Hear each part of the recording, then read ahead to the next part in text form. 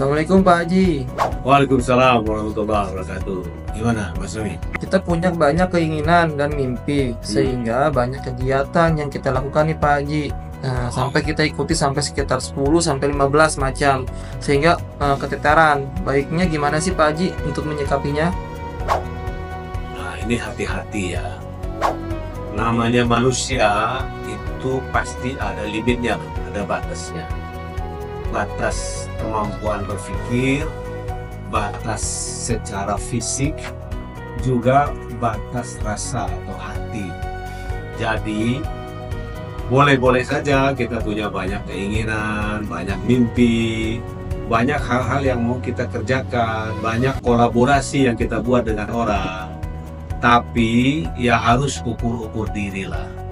Ya, apakah 10 sampai 15 atau 20 atau cuma 5. Intinya boleh-boleh saja, dan itu memang disarankan oleh agama juga untuk selalu berkegiatan, selalu bermuamalah, selalu berinteraksi. Apakah itu kegiatan muamalah atau kegiatan-kegiatan sosial yang semuanya faedah, mendatangkan faedah.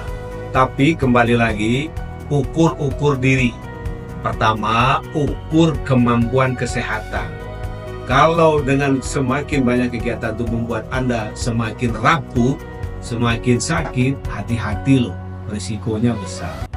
Kalau dengan banyak kegiatan itu semakin membuat Anda stres, semakin Anda membuat tidak tidur, tidak bisa tidur, karena banyak sekali tanggung jawab, janji-janji, dan kegiatan rencana-rencana yang mau dibuat, hati-hati, ujung-ujungnya kesehatan mental Anda tidak baik, akan terganggu juga kepada kesehatan fisik.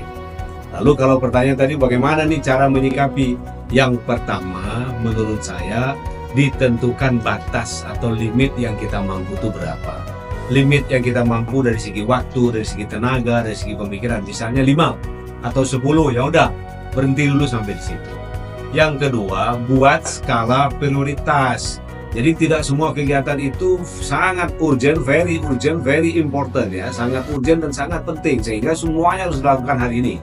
Tentu bisa diatur, bisa dikelola dari sisi energi, waktu, dan aplikasinya. Oleh karena itu, buat skala prioritas.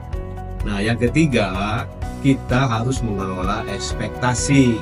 Jadi jangan semua kegiatan yang kita lakukan itu kita expect berhasil semua. Mana ada teori peluang namanya, ada peluang keberhasilan tinggi, ada peluang keberhasilan rendah, bahkan mungkin ada juga peluang kegagalan. Dengan kita menyadari itu, Anda mengelola harapan, mengelola ekspektasi, sehingga kita enjoy menjalaninya.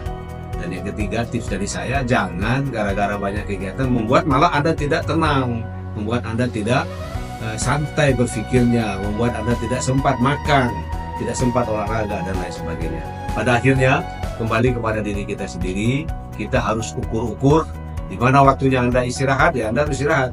Di mana waktunya Anda harus berhenti, Anda harus berhenti. Ingat, begitu Anda sudah sakit dan begitu Anda sudah kena gejala yang fatal, semua itu tidak akan menjadi ada artinya dan semua itu akan berhenti seketika.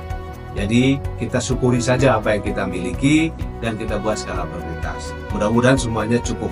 Kalau kita sudah merasa cukup, insya Allah mau 5, mau 10, mau 15, semuanya itu berjalan dengan baik dan membuat kita bahagia. Begitu Mas Lembi.